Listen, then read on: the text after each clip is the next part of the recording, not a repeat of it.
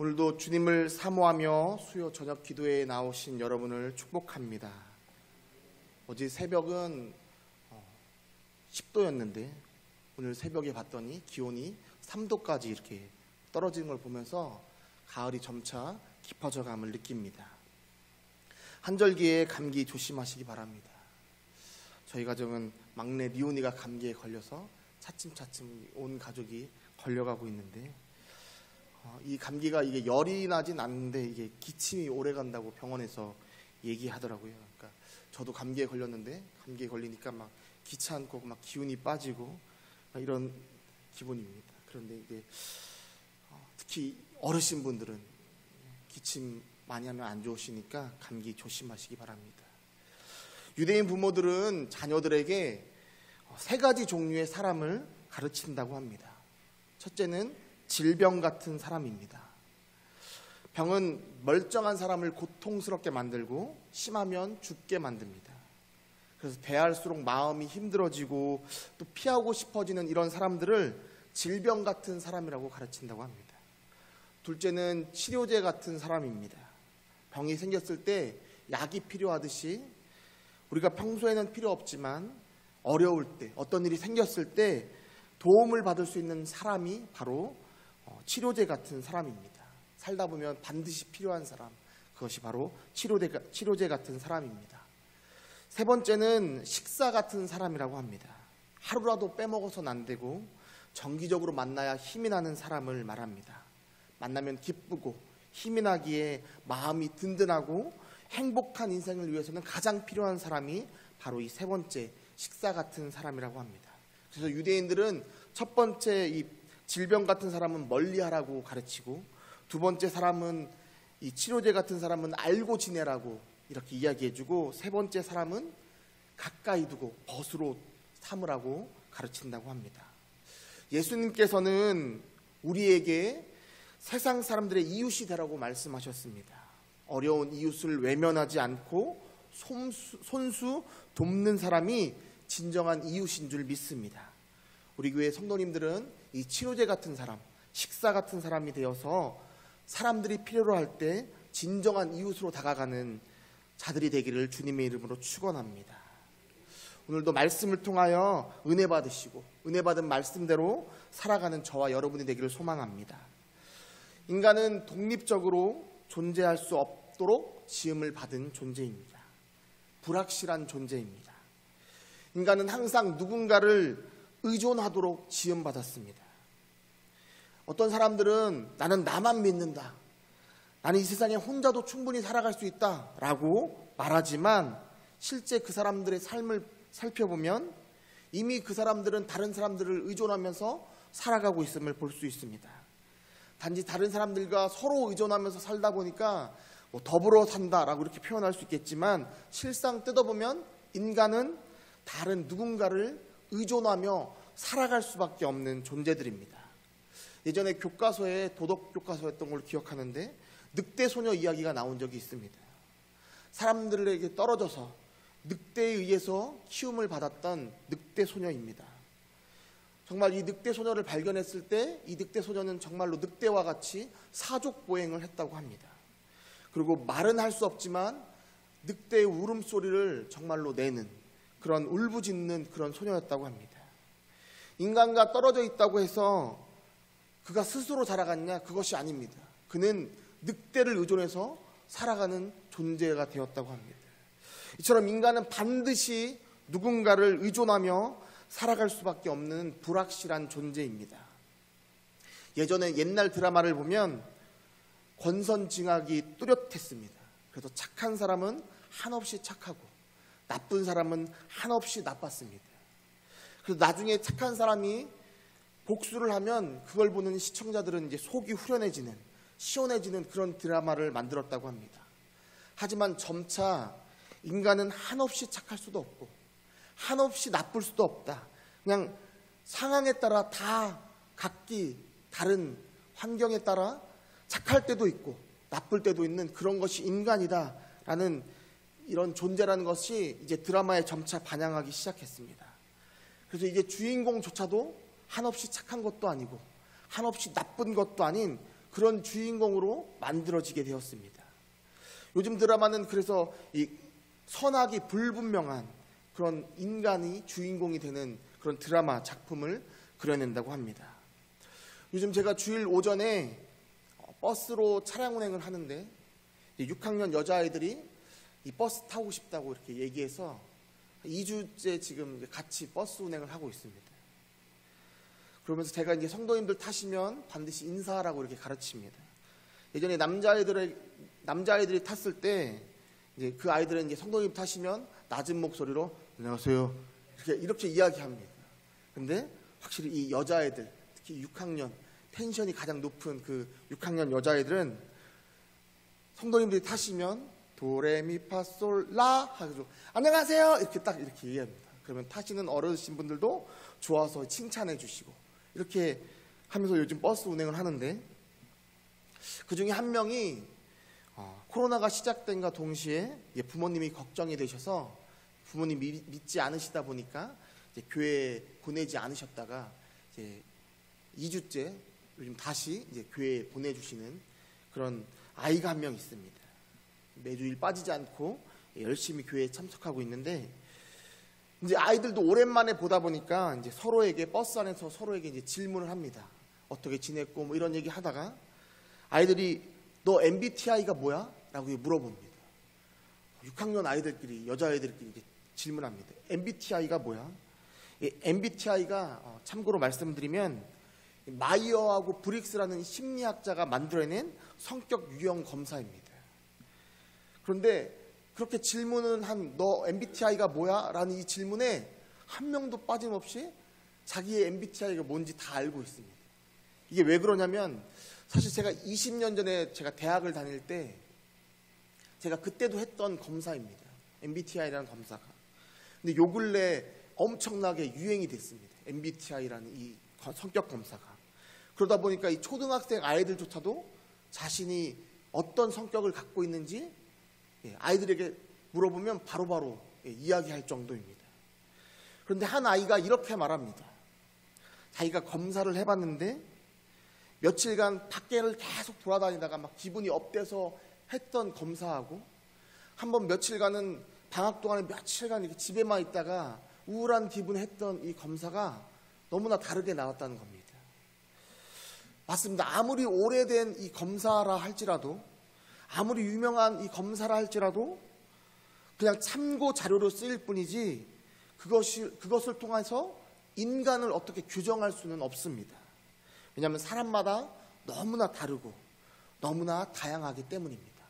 그만큼 인간은 하나로 규정하기 어려운 불확실한 존재입니다. 인간은 아무리 어떤 틀로 규정하려고 해도 규정할 수 없습니다. 따라서 인간은 반드시 확실한 존재에게 의존해야 합니다. 그 확실한 분, 변함없는 분이 바로 하나님이신 줄 믿습니다.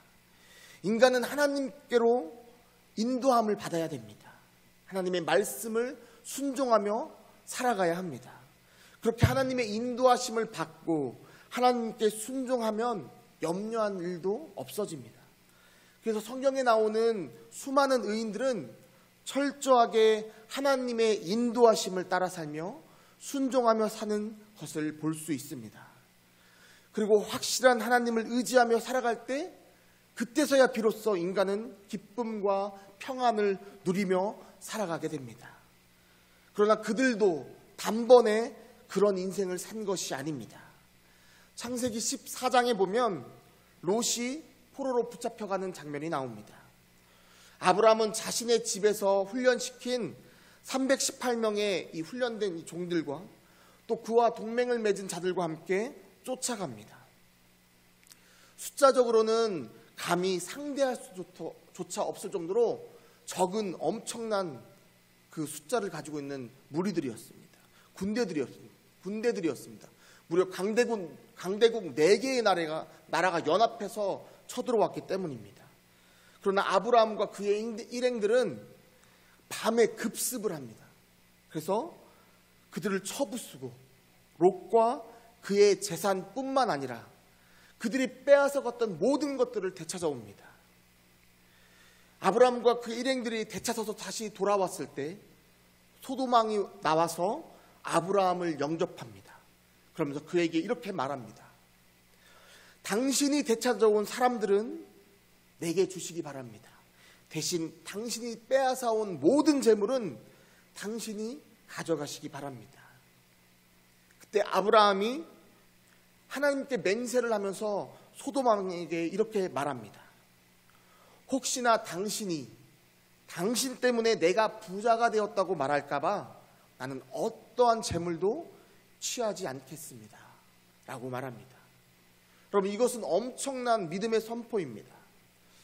자신이 되찾아온 이 재물은 원래 승리자의 전리품입니다. 그래서 다윗이 취하는 것이 당연한 것입니다. 그러나 아브라함은 내가 부를 누리는 것은, 내가 지금 살아가는 것은 사람의 도움이 아닌 오직 하나님의 은혜로만 가능한 것이라는 믿음의 고백을, 신앙의 고백을 하는 것입니다.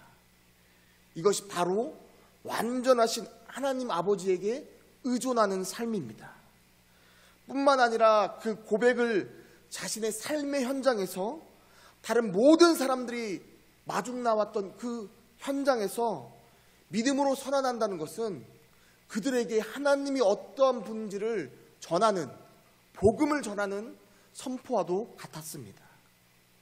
아마도 거기에 있는 모든 사람들은 아브라함을 보면서 와, 아브라함은 참 대단하다. 아니, 아브라함이 믿는 그 믿음, 아브라함이 믿는 그 하나님은 정말 대단하시다 라고 여겼을 것입니다.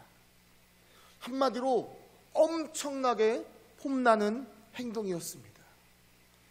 그러나 실제적으로는 폼만 났을 뿐입니다. 그렇게 돌아온 아브라함은 비록 전쟁에서 승리했지만 또 이 전쟁이 하나님의 역사임을 알기에 당연히 감사한 마음이 너무나도 컸겠지만 어쩌면 그 마음 한구석에 허탈하고 허무한 마음이 있었을지도 모릅니다. 왜냐하면 이 창세기 14장에 나오는 이 아브라함은 아직 이름이 아브라함으로 바뀌지 않은 아브라함의 상태였고, 또한 이 아브라함 입장에서 아직은 하나님을 알아가는 초기 단계였기 때문입니다. 그런데 15장에 하나님이 아브라함의 인생에 다시 찾아와 주십니다. 그리고 그에게 이렇게 말씀해 주십니다. 우리 창세기 15장 1절 말씀을 함께 읽겠습니다. 이후에 여호와의 말씀이 환상 중에 아브라함에게 임하여 이르시되 아브라함아 두려워하지 말라. 나는 내 방패요 너의 지극히 큰 상급이니라. 아멘. 사랑하는 성도 여러분, 주님께서는 내가 이렇게 살아가는 것은 온전히 하나님의 은혜입니다 라고 고백하던 이 아브라함에게, 그래서 전리품도 받지 않았던 이 아브라함에게 찾아오셔서 내가 너의 큰 상급이다, 내가 너의 전리품이다 라고 말씀해 주십니다. 또한 앞으로 살아갈 이 가나안 땅의 사람들이 지금은 아브라함이 용감하게 그들을 구출해 주었기 때문에 호의적일 수 있지만 그는 여전히 이곳에서는 그 사람들에게는 이방인과 같은 존재입니다. 그래서 앞으로도 계속 호의적일 것이라는 확신이 없던 그에게 아브라함에게 이렇게 말씀해 주십니다. 내가 너의 방패가 되어주겠다. 바로 하나님은 믿음의 고백을 했던 아브라함에게 찾아오셔서 그의 마음을 만져주시고 위로해 주십니다. 사랑하는 성도 여러분, 우리도 그럴 때가 있습니다. 믿음의 사람이라서 더 참고 더 양보하고 더 나눠주고 더 베풀고 하다 보면 때론 인간인지라 가끔씩 허탈하고 허무한 마음이 들 때도 있습니다. 그런데 주님은 바로 이 아브라함의 말씀을 통해서 우리에게 위로를 주십니다. 내가 너의 방패가 되어주겠다. 내가 너의 상급이 되어주겠다라고 말씀하시는 것입니다. 사랑하는 성도 여러분, 우리는 주님 한 분만으로 만족하며 살아가는 자들이 되어야 할 줄 믿습니다. 왜 그렇습니까? 왜냐하면 우리의 인생은 이 땅에서의 삶이 끝이 아니기 때문입니다. 오늘 본문 13절 말씀을 우리 다시 한번 읽겠습니다. 내가 하나님의 아들의 이름을 믿는 너희에게 이것을 쓰는 것은 너희로 하여금 너희에게 영생이 있음을 알게 하려 함이라. 아멘. 사랑하는 성도 여러분, 사도 요한은 요한일서의 이 결론 부분에 자신이 이 서신을 통하여 정말 하고 싶은 말씀을 남깁니다. 바로 하나님을 믿는 우리에게 하나님께서는 이미 영원한 생명인 영생을 선물로 주셨다는 것입니다. 영생이라 함은 어떤 죄인이라도 예수님께서 십자가에 달려 피 흘려 주셨기에 얻을 수 있는 은혜의 산물입니다. 하나님은 예수님의 보혈의 피로 말미암아 우리로 하여금 모든 죄가 사함을 받고 하나님의 자녀가 되는 권세를 주셨습니다. 따라서 우리는 바로 이 십자가의 복음을 누리며 살아가야 하고 이 세상에서의 삶이 끝이 아니라 그 이후의 영원한 삶을 꿈꾸며 살아가야 할 줄 믿습니다. 유기성 목사님이 계십니다. 감리교회 유명한 목사님이십니다. 부흥회를 갔다가 80이 넘으신 권사님이 상담을 요청하는 그런 이 내용을 책에 기록한 적이 있는데 제가 이 책을 보고 성도님들과 나누고 싶다라는 마음이 들어서 오늘 가져왔습니다. 목사님이 그날 집회를 마치고 난 뒤에 이 80이 넘으신 이 권사님이 상담을 요청해 오셨습니다. 그래서 따로 자리를 마련해서 상담을 하는데 이 권사님께서 막 우시면서 이렇게 이야기하시더랍니다. 목사님, 자식을 죽인 어미도 구원을 받을 수 있습니까? 라고 물으시더랍니다. 그동안 아무에게도 말하지 못했던 이 권사님의 죄는 바로 자식을 죽인 것입니다. 17세에 결혼해서 임신을 했습니다. 하지만 일제시대인지라 남편은 징용에 끌려가서 행방불명되고 맙니다. 할 수 없이 아기를 낳기 위해서 친정으로 돌아왔는데 친정도 먹고 살기 어려웠다 보니까 이미 출가한 딸이 다시 온 것을 기뻐하지 않았습니다. 식구들조차도 그를 마땅치 않아 합니다. 어린 딸이 돌아오면 당연히 기뻐할 줄 알았는데 워낙 세상이 각박한 먹을 것이 없는 그런 정말 힘든 때다 보니까 이런 일들이 벌어졌습니다. 어쨌든 출산한 때가 되어서 이 권사님이 아기를 낳았는데 낳고 보니 하필 쌍둥이였습니다. 배로 축복받아야 하는 이 쌍둥이인데 모두가 배를 곱는 이 시기에 아무도 그것을 축복해 주지 않습니다. 친정 식구들조차 겉으로 표현하진 않지만 계속해서 눈치를 줍니다. 이 어린 나이에 이 권사님이 그것을 감당하기 어려워서 권사님은 아무리 아이가 울어도 한 아이에게는 젖을 주지 않았습니다. 한 명에게만 젖을 주고 한 명에게만 젖을 주지 않아서 그 아이는 끝내 죽고 말았던 것입니다. 자식을 죽인 어미, 이것이 그 누구에게도 털어놓지 못한 비밀이었습니다. 이제 권사님께서 이젠 스스로도 내가 이제 죽을 날이 가까이 왔구나 라고 느껴지는데 이런 죄인도 구원을 받을 수 있는지 묻고 싶어서 차마 담임 목사님에게는 묻지 못해서 부흥회로 잠깐 오신 이 유기성 목사님에게 상담을 요청한 것입니다. 사실 이 권사님은 연세가 많으신데도 교회의 모든 청소를 도맡아서 하셨다고 합니다. 어느 누구에게도 교회 청소를 양보하지 않으셨답니다. 왜냐하면 이렇게라도 해야지 하나님이 나를 용서하지 않으실까? 라는 마음 때문이었다고 합니다. 목사님이 상담을 하던 그 순간 이 권사님에게 새 문장을 따라하라고 하셨답니다. 우리 한번 따라해 볼까요? 자식 죽인 어미제. 예수님이 짊어지시고 십자가에서 죽으셨습니다. 하나님은 이제 자식을 죽인 죄를 기억하지 않으십니다.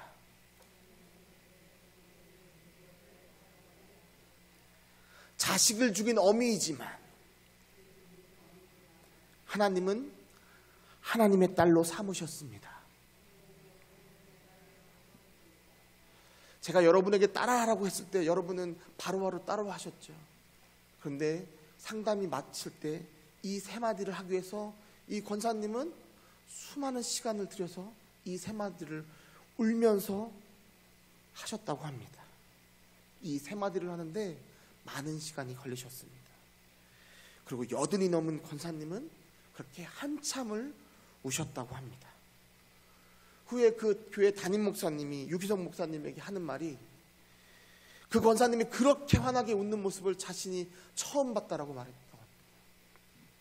사랑하는 성도 여러분, 이 권사님은 구원의 확신의 문을 뛰어넘으셨습니다. 하나님이 그 크신 사랑을 경험케 하신 것입니다. 믿는 자는 바로 이 구원의 확신이 있어야 합니다. 스스로 생각하기에 이제는 너무 커서 도저히 용서받을 수 없는 죄라고 생각할 수도 있습니다. 그러나 놀라운 것은 하나님의 용서의 크기는 우리가 감히 가늠할 수 없다는 것입니다. 그리고 믿는 자는 반드시 용서의 복음이 믿음으로 믿어져야 합니다.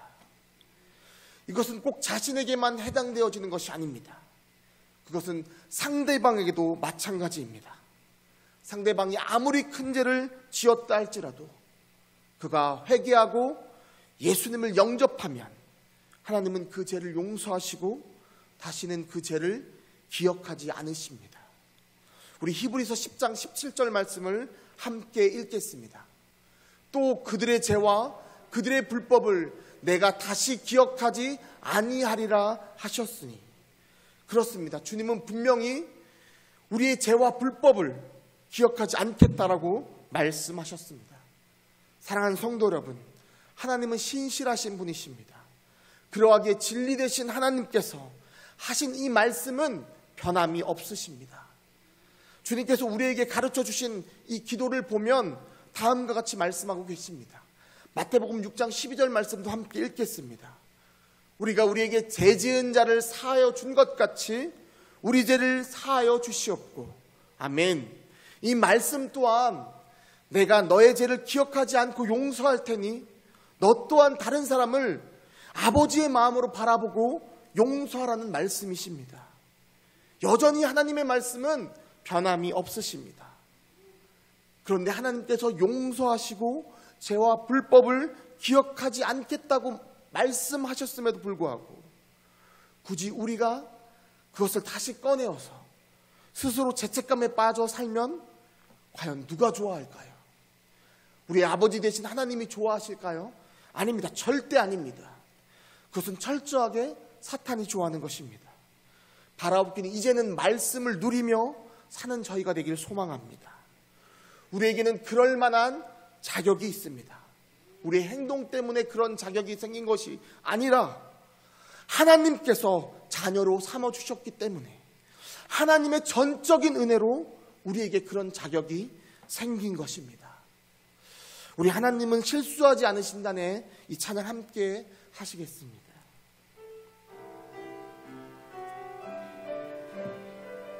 가사를 생각하며 찬양하겠습니다. 내가 걷는 이 길이 혹 굽어도는 수가 있어도 내 심장이 울렁이고 가슴 아파도 내 마음 속으로 여전히 기뻐하는 까닭은 하나님은 실수하지 않으심일세. 내가 세운 계획이 혹 빗나갈지 모르며 나의 희망 덧없이 쓰러질 수 있지만 나 여전히 인도하시는 주님을 신뢰하는 까닭은 주께서 내가 가야 할 길을 잘 아심일세. 어두운 밤 어둠이 날이 다시는 밝지 않을 것 같아 보여도 내 신앙 부여잡고 주님께 모든 것 맡기리니 하나님을 내가 믿음일세. 지금은 내가 볼 수 없는 건 너무 많아서 너무 멀리 가물가물 어른거려도 운명이여 오라 나 두려워 아니하리. 만사를 주님께 내어 맡기리. 차츰차츰 안개는 걷히고 하나님 지으신 빛이 뚜렷이 보이리라. 가는 길이 온통 어둡게만 보여도 하나님은 실수하지 않으신다네. 아멘. 사랑하는 성도 여러분, 우리는 실수할 수 있습니다. 그러나 하나님은 실수하지 않으시는 분인 줄 믿습니다. 사도 요한은 오늘 말씀을 통해 믿는 우리에게 영생이 이미 있음을 알게 하기 위해서 이 글을 썼다라고 말하고 있습니다. 그런데 이것을 다시 말하면 앞서 말한 이 권사님의 간증처럼 많은 믿는 자들이 하나님이 선물로 주신 이 영생을 온전히 누리지 못하며 살고 있다라는 반증이 되기도 합니다. 사랑하는 성도 여러분, 영생이 있음을 알고 누리며 사는 것과 누리지 못하며 사는 것은 전혀 다른 삶입니다. 무디 목사님이 65세가 되었을 때 한 신문사에서 이제 무디 목사님이 연세가 이제 많이 드셨다라는 기사를 썼습니다. 기사 내용이 무디 목사님을 비판하려고 하는 이런 기사도 아니었고, 그냥 무디 목사님이 이제 연세가 많이 드셨다는 이런 사실적인 기사였습니다. 이제 주일날 무디 목사님이 설교 시간에 강경한 어조로, 여러분도 혹시 이 기사를 다 읽으셨습니까? 아마도 사람들이 이제 제가 죽을 날이 가까웠다라고 말하는 것 같습니다. 그러나 나는 죽지 않습니다. 나는 100세도 넘게 살 것입니다 라고 외쳤습니다. 그러자 교인들이 속으로 그 기사가 비판적인 기사도 아닌데 굳이 목사님께서 저렇게까지 말씀하셔야 되나? 라고 생각하고, 또는 목사님 입장에서 화나실 수도 있지만 그래도 목사님이 딱 이 정도까지만 했으면 좋겠다라는 생각을 했다고 합니다. 그런데 갑자기 무디 목사님이 나는 1000년도 더 살 것입니다 라고 외치는 것이었습니다. 황당한 교인들이 목사님이 너무 나가시는 거 아닌가? 라고 생각하는 이 찰나에 무디 목사님이 계속해서 외치십니다. 나는 10,000년도 살 것이고 10만 년에 10만 배도 살 것입니다. 교인들이 점차 설교가 이상한 방향으로 흘러가고 있다라고 생각할 그때 무디 목사님이 이렇게 외칩니다. 왜냐하면 나는 영원한 생명을 가졌기 때문입니다. 하나님이 나에게 영생을 선물로 주셨기 때문입니다. 할렐루야! 라고 외치자 그제서야 모든 성도들이 아멘 아멘 하고 외쳤다라는 이런 간증입니다. 사랑하는 성도 여러분, 우리는 말씀을 믿으며 살아가는 자들입니다. 그리고 이 말씀에 이미 믿는 자는 영생을 가졌다라고 기록되었음을 봅니다. 그러나 눈으로만 그 말씀이 기록된 것을 보는 것이 아니라 이제는 진짜 그 말씀이 우리 마음밭에 심겨져서 우리가 지금 그 말씀을 누리며 살고 있느냐 반드시 확인하고 점검해야 할 줄 믿습니다. 우리도 무디 목사님처럼 나는 영생을 가지고 있기 때문에 더 이상 죽는 것이 두렵지 않고 나의 삶에 아무런 문제도 되지 않다라고 확신에 차게 선포해야 합니다. 생명은 주님께 있는 줄 믿습니다. 바로 이 확신을 가지고 살아가셔야 합니다. 사랑하는 성도 여러분, 우리의 인생이 혹 굽어서 돌아갈 때도 있고 앞이 보이지 않는 캄캄한 흑암 속을 걷는 것 같이 보일 때도 있습니다. 그러나 우리가 믿는 그분은 절대 실수하지 않으시는 분이십니다. 우리가 믿는 그분은 신실하시고 그 무엇보다도 그 누구보다도 우리를 사랑하시는 분이신 줄 믿습니다. 환경에 좌절하지 마시고 상황에 흔들리지 마시고 오직 하나님만 바라보는 저와 여러분이 되기를 주님의 이름으로 축원합니다. 하나님께서 반드시 우리 눈의 안개를 거쳐주셔서 그 빛이 뚜렷하게 보이게 하실 줄 믿습니다. 오직 의인은 믿음으로 말미암아 산다고 하셨습니다. 험난한 이 세상을 믿음으로 믿음에 이르게 하시는 하나님의 의로 살아가시는 우리 모두가 되기를 주님의 이름으로 축원합니다.